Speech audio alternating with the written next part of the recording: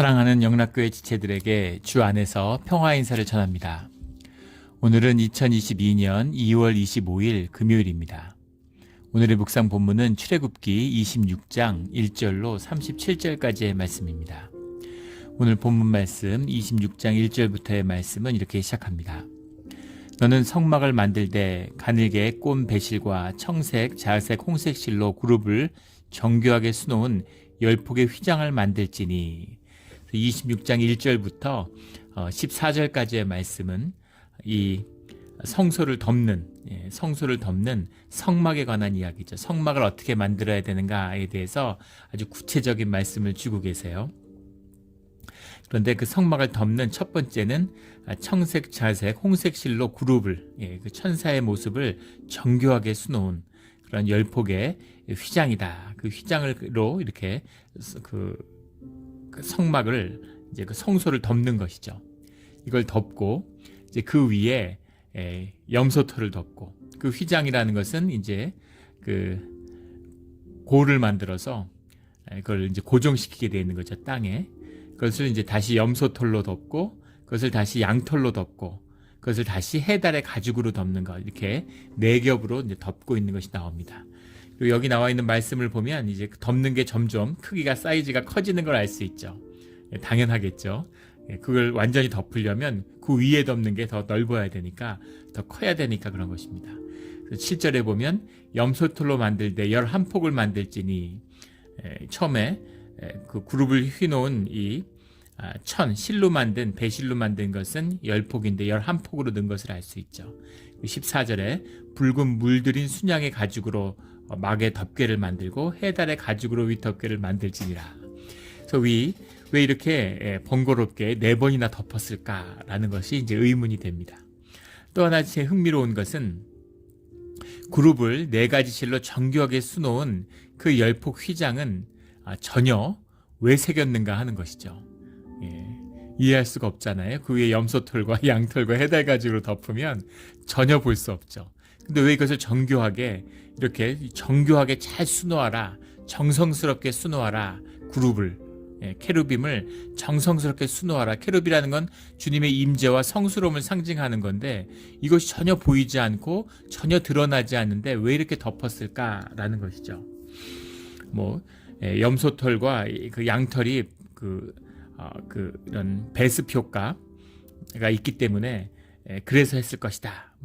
해달이 습기를 막아주고 순양의 털이 습기를 흡수했을 것이다. 그런 기능적인 측면도 있을 수도 있었겠지만, 굳이 순양을 덮고 해달을 덮어서 얼마나 답답하겠어요.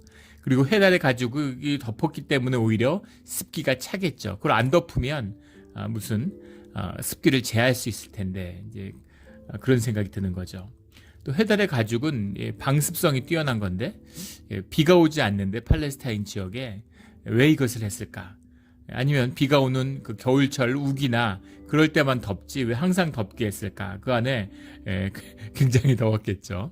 물론 그 습기 자체가 없기 때문에 우리가 상상한 한국에서의 그런 건 아니고 캘리포니아 생각하시면 되죠.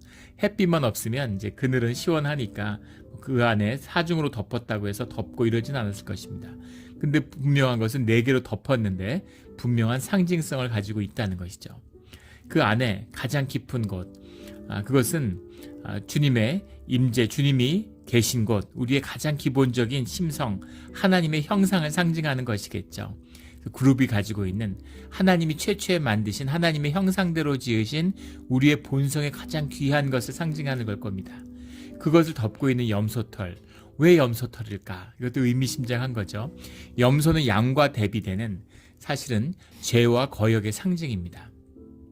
그런데 우리의 죄성이 그 우리의 형상을 덮고 있는 것이죠.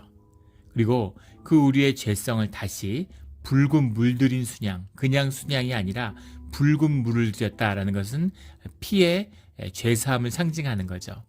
예수님을 우리가 어린 양의 피로 비유하는 것, 표상하는 것처럼, 그렇게 그 붉은 물들인 순양의 가죽이라는 것은 그 죄사함의 은혜, 그 죄를 덮는 죄사함을 상징하고 있는 거죠.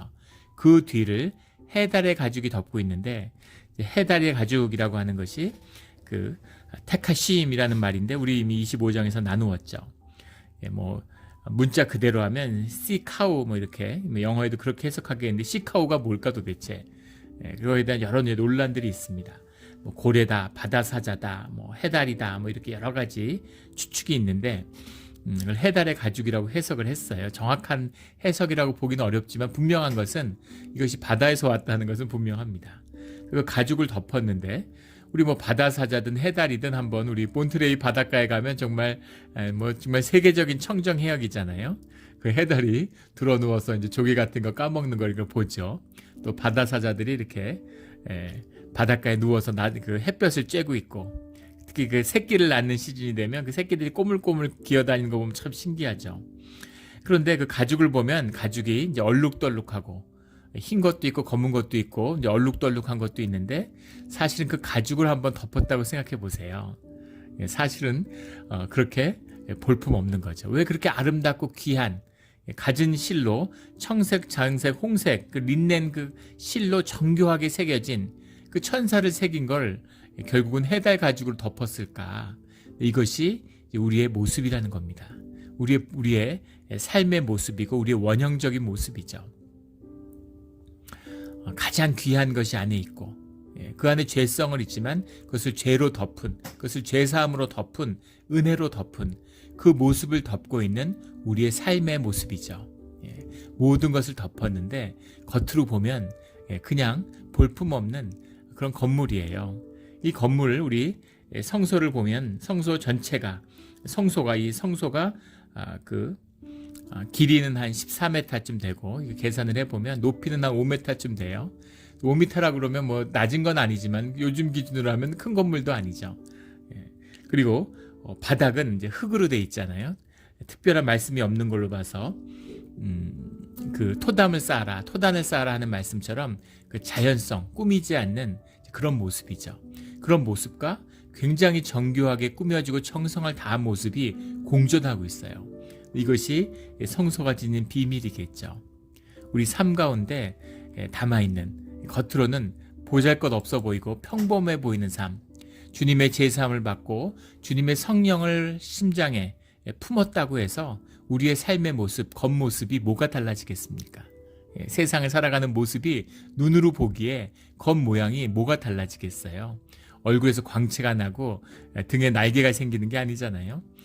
하지만 그 내용, 실제와 본질은 완전히 다른 것이죠. 세상에 속해 살아가는 사람과 주님께 속해서 주의 자녀로 살아가는 삶은 본질적으로 완전하게 다른 것입니다. 이것을 의미하는 것이 이 성소의 이 휘장, 성막 이런 것들이 상징하는 그 표상이죠. 성막이 본질을 덮고 있는 것입니다. 그 안에 그 깊은 곳에 우리 심연의 모습이 있는 거죠. 이렇게 신비한 것은 우리 뇌도 마찬가지죠. 우리 뇌도 우리의 삶의 진실을 담고 있어요. 우리 뇌 구조를 가만히 보면 뭐 전두엽, 축두엽, 뭐 두정엽 하지만 커다랗게 이 전두엽 체계가 대뇌를 감싸고 있죠. 그 사이에 그 하나를 전두엽을 들치면 그 안에 뇌량이라는 것이 이렇게 덮고 있습니다. 그 뇌량 안에 이제 간뇌라는 것이 들어있죠. 복잡한데 뭐 간단히 얘기하면 그 뇌과학자들, 인지과학자들은 파충류의 뇌, 포유류의 뇌, 인간의 뇌가 있다 이렇게 얘기하고 이것이 인간의 어떤 그 진화의 산물일 것이다 이렇게 이야기를 하죠. 인간의 가장 본질적인 우리의 안에는 파충류의 뇌가 있다는 겁니다. 파충류의 뇌라고 하는 것은 직관적이고 아주 그런 인투이션 같은 그런 뭔가 통찰적인 그런 것을 감당하는 것이 우리의 이 파충류의 뇌가 담당하는 부분이고 파충류, 포유류 하니까 저열하다는 의미가 아니에요. 기능이 다른 것입니다. 포유류의 뇌라는 건 우리의 정서, 감정, 뇌량이죠.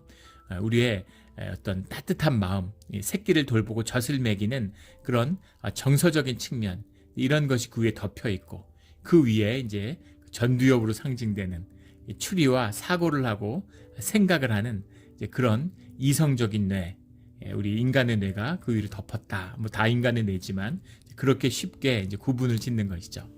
그런데 삶에서 사실은 진짜 중요한 것은 파충류의 뇌라는 것입니다. 파충류의 뇌의 결정이 맞다는 거죠. 왜 이렇게 구조가 짜여졌을까? 한번 고대 인간의 모습을 생각해 보세요. 숲에 바람이 부는데 뭔가 이상한 느낌이 들어요. 저 뒤에 무슨 사자가 숨어 있는지, 표범이 숨어 있는지, 뭐 늑대가 숨어 있는지 의심스러운 거죠. 곰이 숨어 있는지. 만약에 곰이나 사자가 있다고 생각해 보십시오. 살아남기 어렵죠. 마주하는 순간. 그러면 그 느낌이 드는 순간 도망가야 되는데, 도망갈 때 도망가라는 느낌을 사고하지 않는다는 거죠. 그냥 느끼는 거예요. 튀어 이러면 그냥 뛰어야 되는 거죠.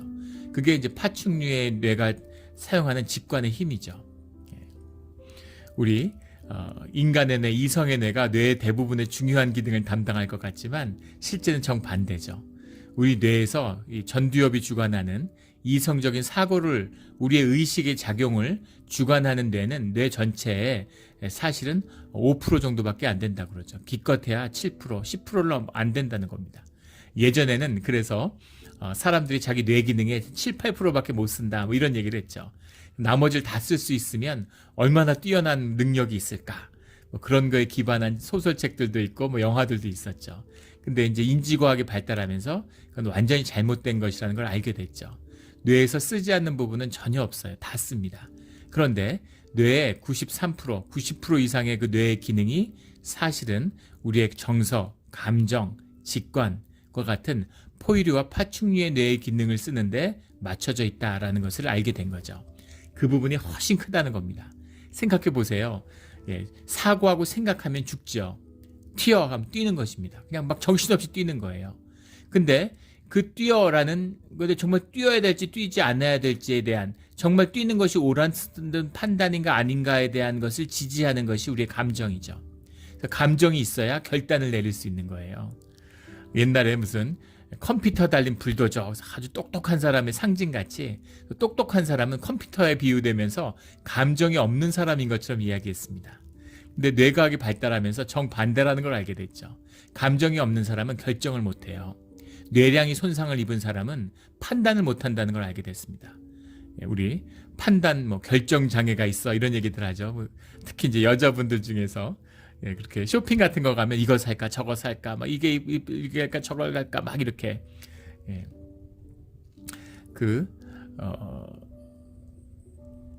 남자들은 늑대같이 쇼핑을 하고 여자들은 이제 무슨 개처럼 쇼핑을 한다, 뭐 이런 비유가 있습니다. 남자들은 이렇게 노려보다가 가서 탁 무는 거죠. 그냥 가서 덥석 물어서 하나를 딱 사는 거죠. 근데 이제 여자분들은 이렇게 다니면서 이것저것 다 구경하고 3층에 살 물건이 있는데 1층도 다 돌아보고 2층도 다 돌아보고 이렇게 돌아본 다음에 이렇게 가서 물건을 사는 이제 그런 형태라는 걸 이제 비유적으로 보여주는 거죠. 그런데 사실은 이제 뭘 살까, 이걸 살까, 저걸 살까, 이걸 막 걱정하는, 그것이 감정의 몫인 것 같지만 사실은 그 반대라는 거예요. 감정이 풍부하고 충분한 사람일수록 결정을 잘한다는 겁니다. 빨리 하고 늦게 하고의 문제가 아니라 제대로 결정을 결단력 있게 하느냐 못하느냐의 차이라는 거죠. 그래서 감정이라는 것이 우리의 판단, 직관을 지지한다라는 걸 알게 된 거예요. 그래서 감정이 굉장히 중요한 거죠. 그래서 사실은 인공지능이 나오려면 인공 감정이 먼저 나와야 됩니다. 지금 인공지능이 거의 다 된 것 같이 막 얘기하다가 사실은 한 60년 전부터 그랬죠. 한 20년마다 유행을 타는 것 같아요. 그래서 최근에는 뭐 다 된 것처럼 막 인공지능이 운전 다 해줄 것처럼 했는데 몇 년 지나고 엄청난 기업들이 가능성을 보고 투자하면서 쉽지 않다는 것을 이제 깨닫고 있는 거죠. 어렵다는 것을 아는 겁니다. 의식이 뭔지 모르는데 인공의식을 만들 수 있을까요? 물론 가능성이 없는 것은 아닙니다. 창발적으로 우연히 의식이라는 게 탄생할 수도 있겠죠. 그게 아니면 인간이 의식을 만든다, 인공지능을 만든다, 쉽지 않을 거라는 것을 이제 예상할 수 있겠죠. 그런데 그렇게 감정의 지지를 받아서 우리의 직관적인 판단을 강화시키는 거죠.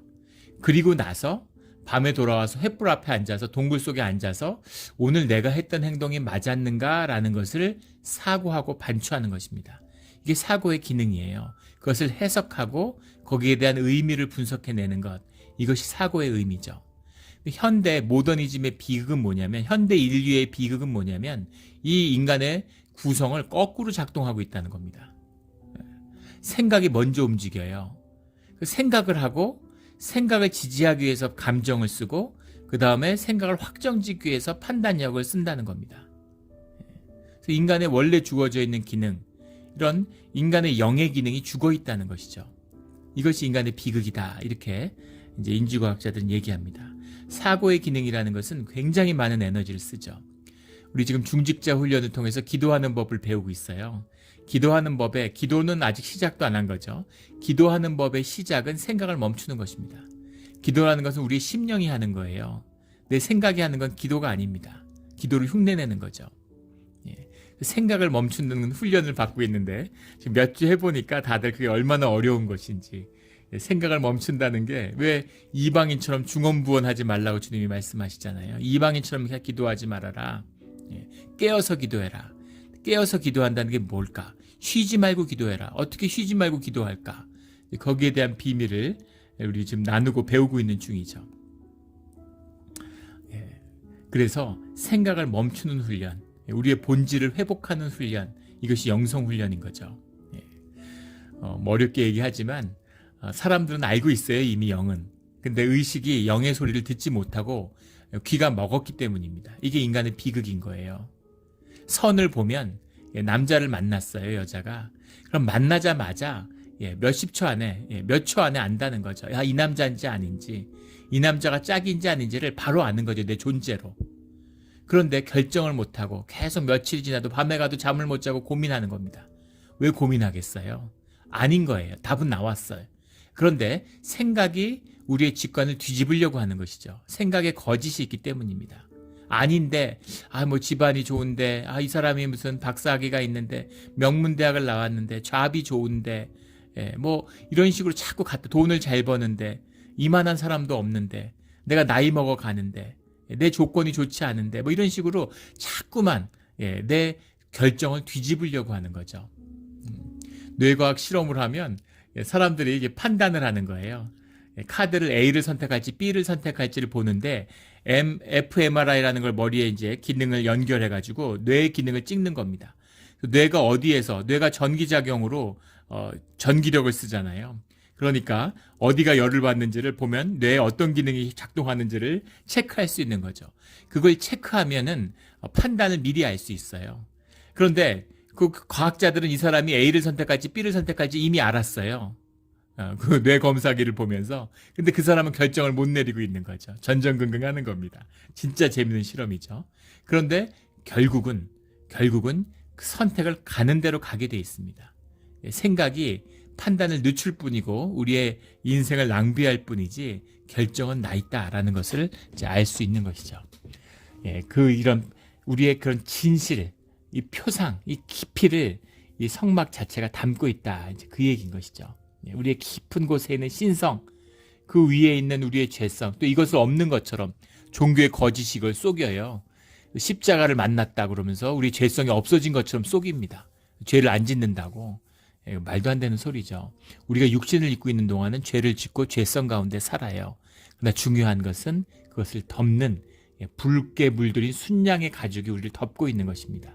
그 순양의 가죽 위에 우리의 육신의 삶, 보잘것없는 평범한 해달의 가죽이 우리의 삶을 덮고 있어요.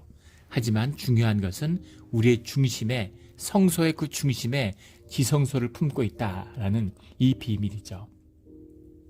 이 깊은 비밀을 깨달아 만나는 우리 모두가 되기를 주의 이름으로 축원합니다. 15절부터 이 30절까지는 이 성소를 둘러싸고 있는 이제 이 담을 이야기하는 거죠. 이 널판을 만들어 세우는 그 얘기입니다. 이 널판을 세우는데 널판이 둘레가 이제 96쪽으로 이루어져 있죠. 널판 하나는 폭은 한 1m 되고 높이는 5m 되어 있는데 이 설명들이 이제 복잡하게 되어 있는데 그 그림으로 보면 바로 이해할 수 있습니다. 좋은 그림들이 인터넷에 보면 많이 나와 있어요. 한번 찾아보면 그림 그냥 읽으면 이해되기 어려운데 읽어보면 그림을 보면 바로 이해할 수 있습니다. 그 판을 세우고 그 판에 고리를 2개씩 박은 다음에 그걸 연결하는 그 끈으로 이게 연결이 되어 있는 것이죠. 그래서 이게 쓰러지지 않도록 지지하고 있는 것입니다. 그 널판을 만드는. 근데 이 널판이 이제 96으로 이루어져 있는데 성경에 쓰이는 12개의 이제 배수죠. 12의 배수 24, 96 뭐 이렇게 가든가 아니면 40, 4 곱하기 10, 10의 단위로 가든가 100, 50, 40 이렇게 가든가 숫자의 상징적인 의미를 담고 있습니다. 이 중에서 인상 깊은 것은 21절에 나오는 은받침 40개를 이쪽 널판 아래에도 두 받침 저쪽 널판 아래에도 두 받침으로 하되 은받침으로 이 널판을 양쪽에다가 바닥을 세워서 세웠다는 거예요. 그러니까 엄청나게 견고한 것이죠. 이 널판 자체 모든 이 만들어지는 것이 전부 아카시아 나무로 만들어진 시띠나무로 되어 있는 것에 금을 씌우는 것 이것도 마찬가지죠. 보잘것없고 아무것도 아닌 우리의 삶을 가져다가 그 위에 신성인 금을 씌워서 만들어져 있는 그런 의미, 상징적인 의미가 다 담겨 있죠. 그런데 그 받침이 보통 견고한 것이 아니에요. 이것이 딱 성소를 지키고 있는 것입니다. 우리의 마음을 지키는 것, 이것이 지켜지는 것이 굉장히 중요한 것이죠. 이게 삶의 본질적인 것이에요. 이사야 54장에 보면 2절에 이런 말씀이 나옵니다. 내 장막에 털을 넓히며 내 처소에 휘장을 아끼지 말며 그리고 마지막에 너의 말뚝을 견고히 할지니라 이런 말씀이 나오죠. 그 말뚝을 견고히 해라. 이 말씀의 뜻이 무엇이겠습니까? 성소가 무너지지 않도록 해라 라는 말씀입니다. 삶에 어떤 시련, 어떤 어려움이 있을 수 있어요. 우리가 사는 집이 무너질 수 있습니다.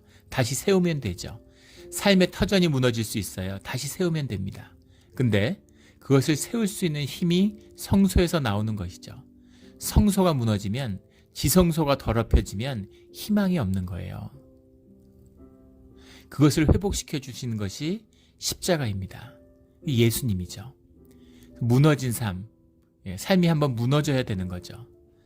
그래서 주님이 우리를 고향 친척 아비의 집을 떠나서 이방 타향살이를 하고 어디더 뿌리를 내릴 수 없는 타향살이를 하고 삶이 여기서 끝없는 실패와 좌절과 결국엔 절망을 만나서 거기서 하늘문이 열리는 주님을 만나는 십자가를 만나는 통곡이 한번 터져야 되는 것이죠. 이것이 신앙의 진실입니다. 이게 신앙의 진실이에요. 물론 모든 사람이 이걸 경험하지는 않아요. 교회가 정말 살아있는 삶의 연합과 공동체를 이루면 나는 그런 재앙을 겪지 않았는데 은혜를 누리죠. 마치 이삭이 아브라함의 은혜를 누리며 살아가는 것처럼 그 삶이 하나가 되고 그것이 주님께 드려진 것이면 하지만 본질적으로는 그런 주님을 깊이 만나는 그 진실의 때를 지나가야 된다는 겁니다. 근데 그 비밀 마치 야곱이 모든 걸 잃어버리고 종살이가 기다리고 있잖아요. 그 앞에서 자기가 베고자 하는 그 돌베개를 세워서 주님께 경배를 드리고 제단을 쌓는 것처럼 그런 일이 이루어져야 되는 거죠. 내 장막에 털을 넓혀라 라고 하는 이 의미, 실제 판을 더 만들고 더 넓게 만들라는 의미가 아니죠. 그 삶의 지경을, 그 믿음을 견고히 하는 그런 믿음의 깊이를 말씀하는 것이죠. 그래서 이것을 이루어야 되는 것이다 라는 것입니다. 우리 모두 다 이 말뚝을 견고히 세우며 휘장을 넓히는 그런 우리 시대, 우리 삶의 신앙과 교회를 이루기를 주의 이름으로 축원합니다. 굉장히 복잡하게 돼 있어요. 본문이 뭘 이렇게 연결하는 게 많은지 못을 박지 않고 모두 다 이렇게 짜서 맞추니까 복잡한 것이죠.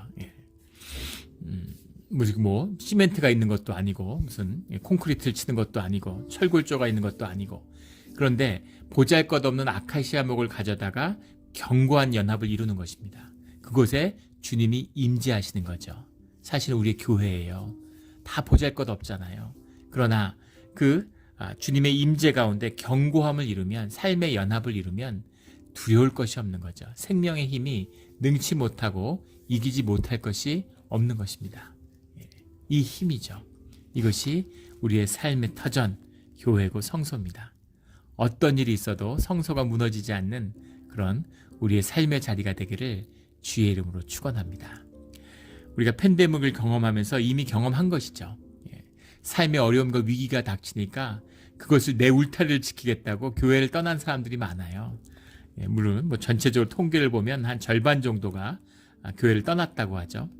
물론 돌아올 수도 있고 안 돌아올 수도 있지만 그 별 의미가 없습니다. 교회 몇 명이 모이든 그게 중요한 것이 아니에요. 중요한 것은 그 중심에 있는 주의 자녀된 그 공동체의 핵심을 이룰 수 있느냐, 하늘 가족을 이룰 수 있느냐, 그것입니다. 그런데 그 성소의 의미를, 성소의 울타리를 지켜야 되는 그 말뚝을 견고하게 해야 되는 그 의미를 아는 사람들, 주의 백성들, 남은 자들의 역사가 교회 가운데 있다는 것이죠. 이것이 중요한 것입니다. 이게 있으면 모든 것이 회복돼요. 우리의 심령도 마찬가지입니다.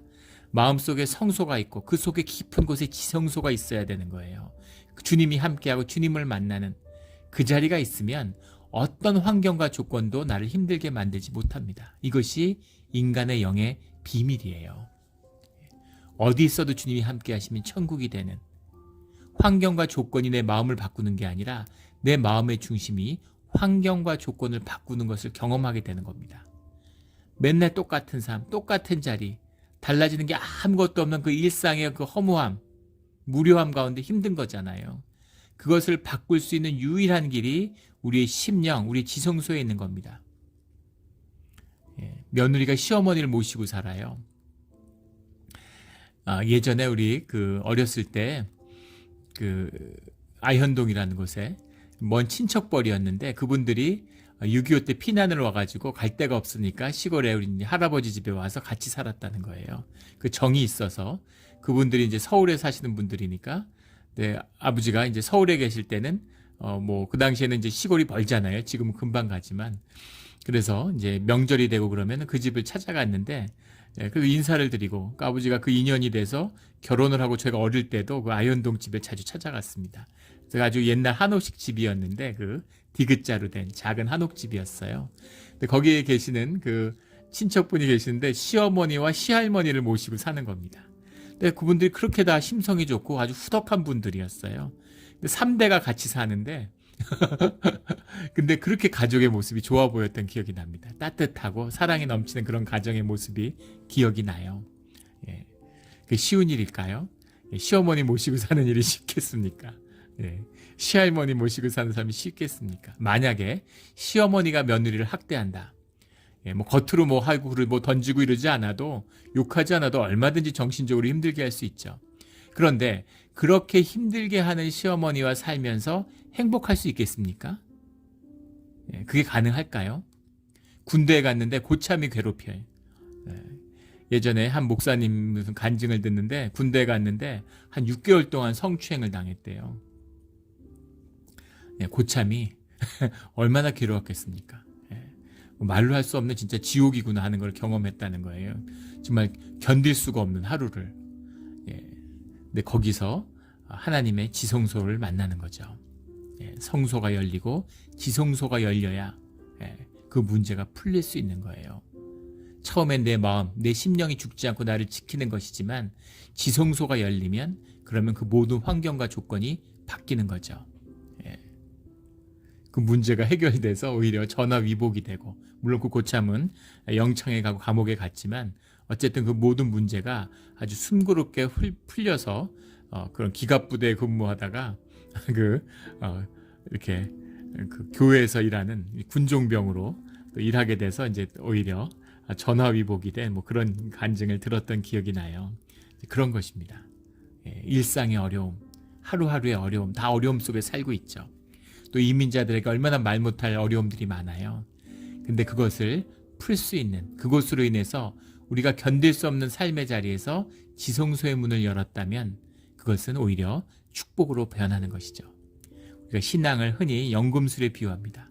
모든 것을 금으로 바꾸는, 금이라는 건 불변의 상징, 존귀함의 상징이죠. 삶의 모든 것을 금으로 바꾸는, 돌을 가져다가 금으로 바꾸는, 그것이 신앙이에요. 종교는 금을 가져다가 돌로 바꿉니다. 종교생활을 끊어버리고 신앙을 열어야 하는 비밀이죠. 오늘 33절에 그 휘장을 갈고리 아래에 늘어뜨린 후에 증거계를 그 휘장 안에 들여놓으라. 휘장이라는 것이 두 종류가 있는데, 하나는 성소 자체를 가리는 것이 있고, 성소라고 하는 것이 이제 큰 천막 같은 거잖아요. 그 안에 또 다른 휘장이 가려져 있어서 그 휘장 안에 지성소, 증거계 언약궤가 있음으로 해서 지성소가 있는 거죠. 겉으로 보면 성소 하나죠. 건물로 보면. 근데 성소 안에 지성소가 커튼으로, 휘장으로 나누어져 있는 것입니다. 그런 구조라는 걸 알 수 있죠.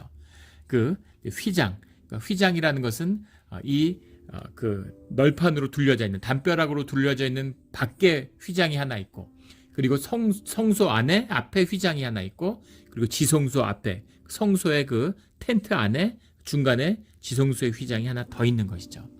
근데 그 지성소 안에는 들어갈 수가 없는, 너희를 위하여 성소와 지성소를 구분하라. 성소라고 하는 것은 이제 하코데시라는 말이에요. 뭐 홀리, 세이크리니스 이런 거잖아. 성스러운 것. 지성소는 코데시, 하코데심 이런 말입니다.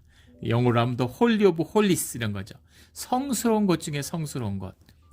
이 언약궤가 있는데, 그 언약궤에 있는, 언약궤의 주님이 뭐 그 언약궤 안에 들어 계신 것도 아니고, 거기에 있는 증거궤가 임재 그 자체도 아니죠.